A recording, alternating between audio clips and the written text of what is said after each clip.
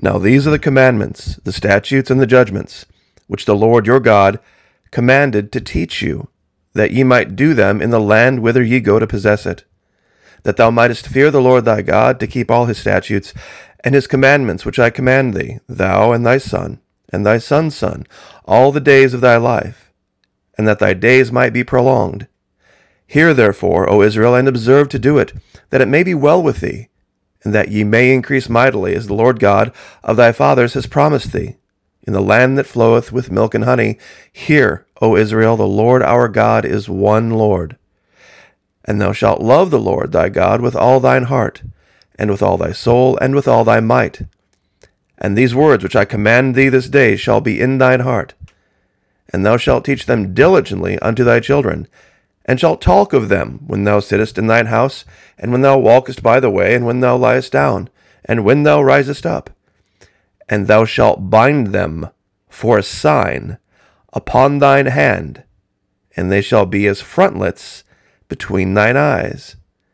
And thou shalt write them upon the posts of thy house and on thy gates. And it shall be, when the Lord thy God shall have brought thee into the land which he sware unto thy fathers, to Abraham, to Isaac, and to Jacob, to give thee great and goodly cities, which thou buildest not, and houses full of all good things, which thou fillest not, and wells digged, which thou diggest not, vineyards and olive trees, which thou plantest not. When thou shalt have eaten and be full, then beware lest thou forget the Lord, which brought thee forth out of the land of Egypt, from the house of bondage. Thou shalt fear the Lord thy God, and serve him, and shalt swear by his name. Ye shall not go after other gods of the people which are round about you. For the Lord thy God is a jealous God among you, lest the anger of the Lord thy God be kindled against thee, and destroy thee from off the face of the earth. Ye shall not tempt the Lord your God, as ye tempted him in Massah. Ye shall diligently keep the commandments of the Lord your God, and his testimonies, and his statutes, which he hath commanded thee. And thou shalt do that which is right and good in the sight of the Lord, that it may be well with thee, and that thou mayest go in and possess the good land which the Lord sware unto thy fathers, to cast out all thine enemies from before thee, as the Lord hath spoken. And then, when thy son asketh thee in time to come, saying, What mean the testimonies and the statutes, and the judgments which the Lord our God hath commanded you? Then thou shalt say unto thy son, We were Pharaoh's bondmen in Egypt, and the Lord brought us out of Egypt with a mighty hand. And the Lord shewed signs and wonders great and sore upon Egypt, upon Pharaoh, and upon all his household before our eyes. And he brought us out from thence, that he might bring us in, to give us the land which he sware unto our fathers. And the Lord commanded us to do all these statutes, to fear the Lord our God, for our good always, that he might preserve us alive, as it is at this day. And it shall be our righteousness, if we observe to do all these commandments before the Lord our God, as he hath commanded us. This is the 6th chapter of Deuteronomy. Some people don't think it's important to read the Old Testament, but in this particular case, it is very, very appropriate for the times that we are in. In a nutshell, this is what it says. This is my Father's world. And if we put our faith and trust in him, it doesn't matter what Twitter says. It doesn't matter what Washington, D.C. says, or the news says. None of that matters. He will give you vineyards you didn't plant, goods that you didn't fill houses with, houses you didn't build, and wealth you didn't have. Some people can't see a way forward. Some people say, Florida Maquis, I'm set to lose my job the early part of next year. How will I pay my bills if I don't do this thing the government's forcing me to do? This is our Father's world. And let us never forget that though the wrong seems off so strong, God is the ruler yet. I know it's a scary time. I know that we cannot always see the way forward. But I would like to share something with you from the Patriot Nurse. She covered this topic on the 5th of November. And at the 15-minute and 22-second mark, for a couple of minutes here, she reveals some wisdom that I have yet to hear anyone else talk about on this platform. YouTube is very fear-oriented, very be-afraid-oriented, very designed and predicated toward making people have angst. But this is something that's the exact opposite of that. So without any further delay, listen to these words.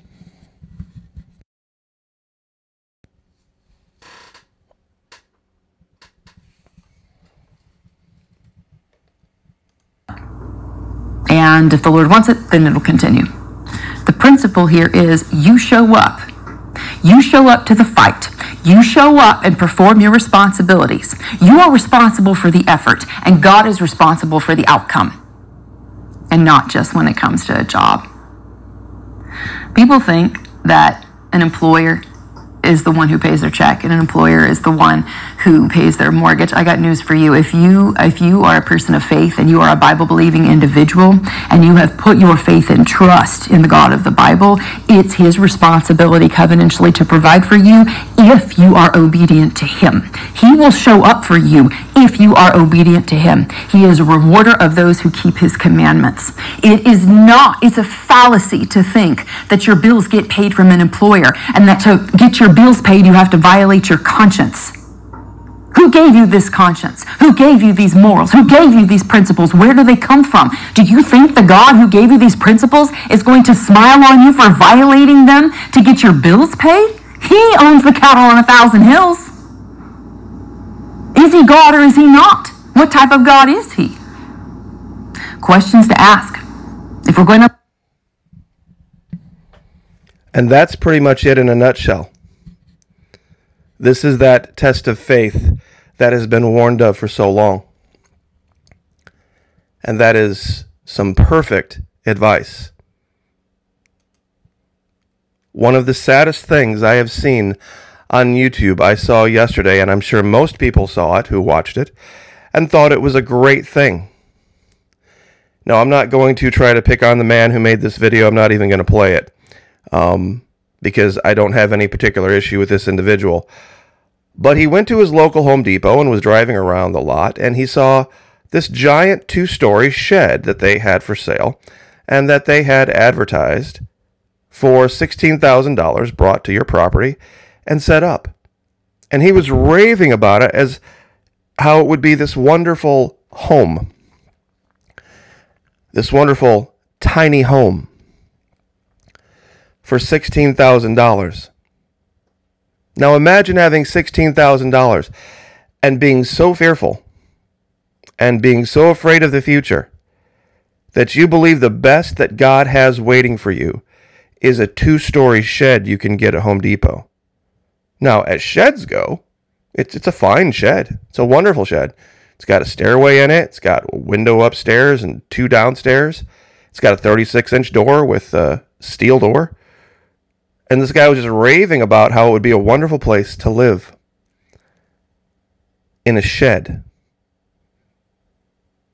You have $16,000, and this is what you do with it? See, what this reminded me of was the parable of the talents, where the servant who took the single talent he was given and buried it for fear of losing it, and did nothing with it, and as a result had it taken from him and given to others who had gone out and multiplied. And like the Patriot Nurse just said, he owns the cattle on 1,000 hills. This is our Father's world. And it doesn't necessarily bother me that we're entering a new dark ages.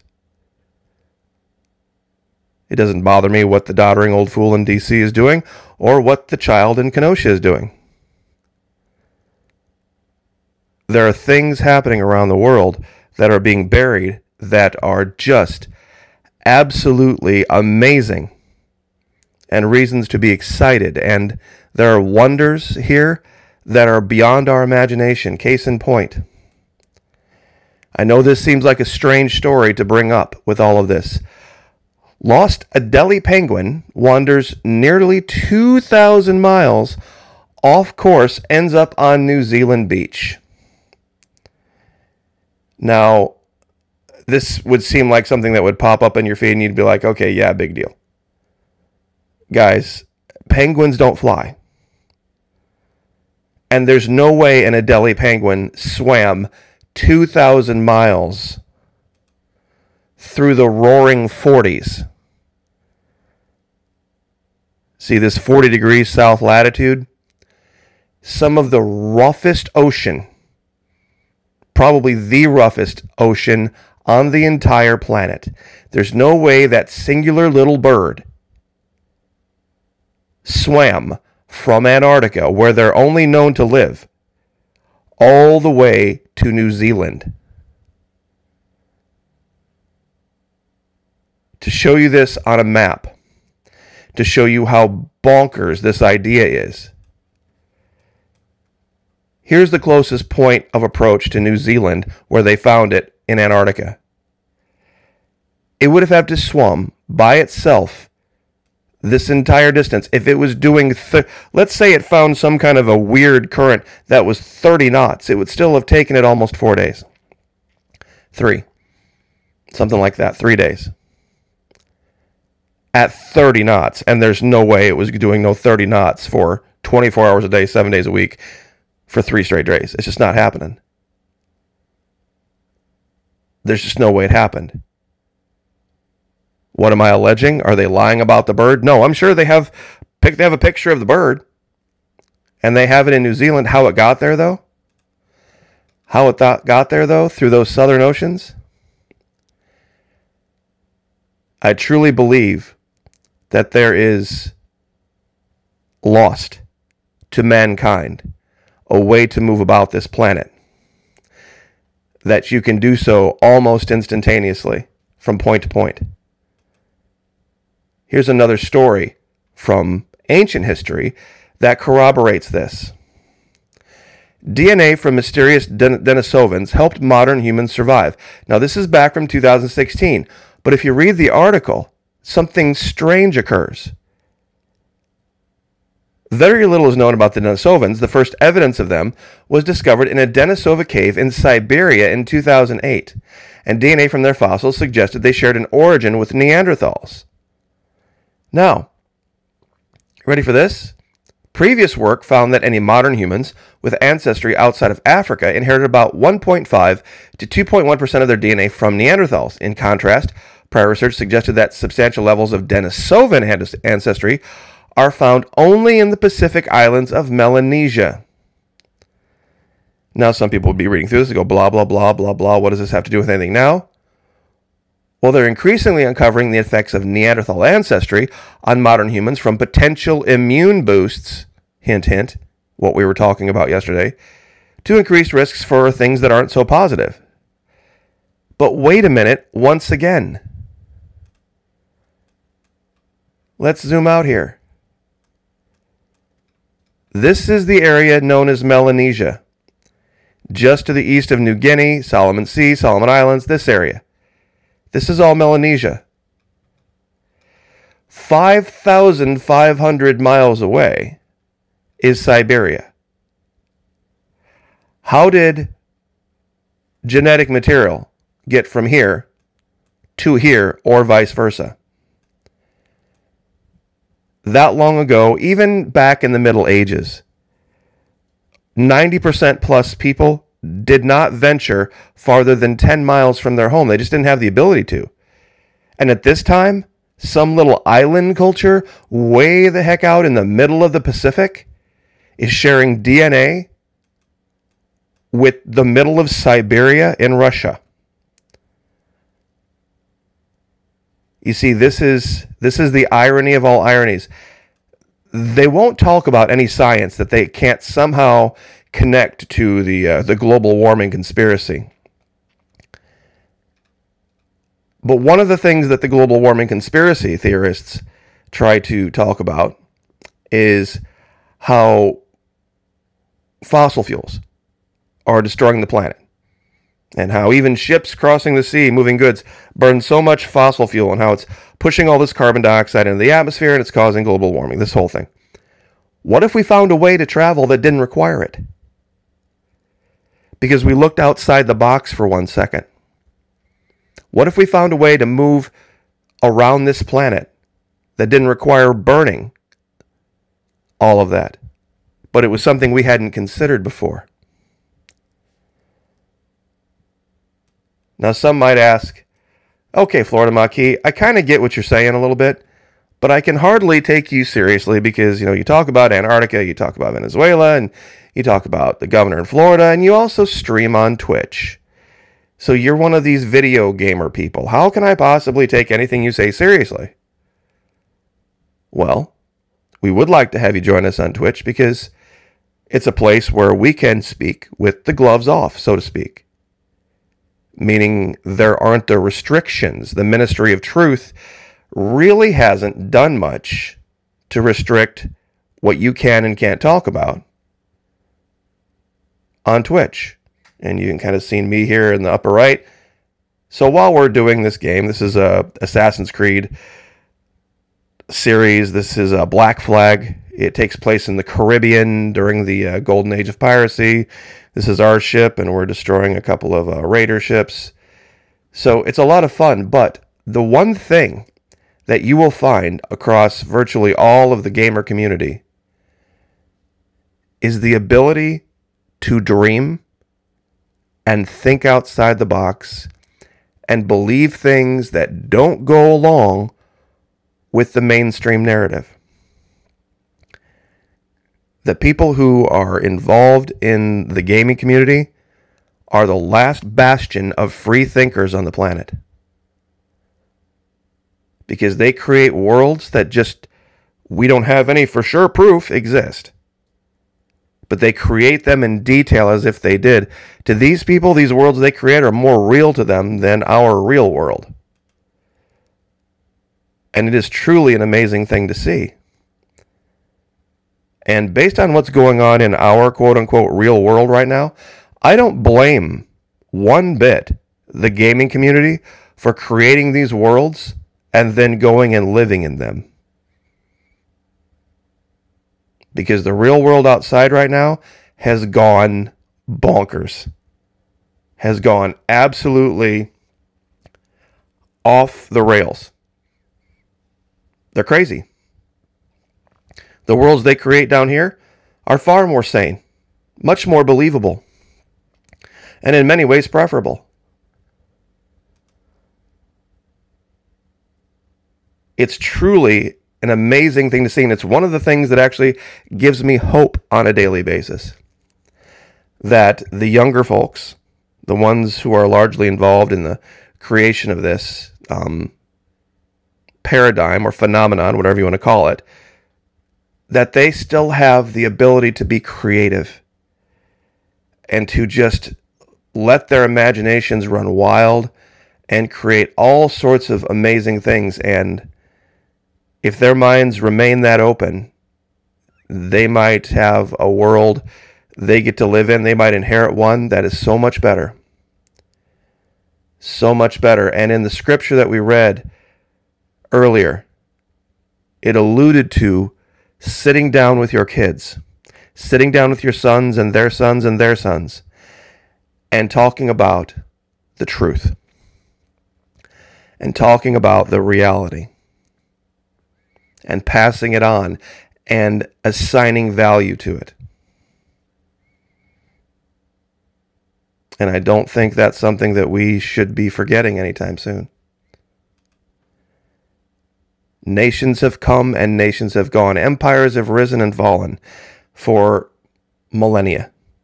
There was a time when nobody thought the Roman Empire would ever end. It would be the last empire on earth, and it fell.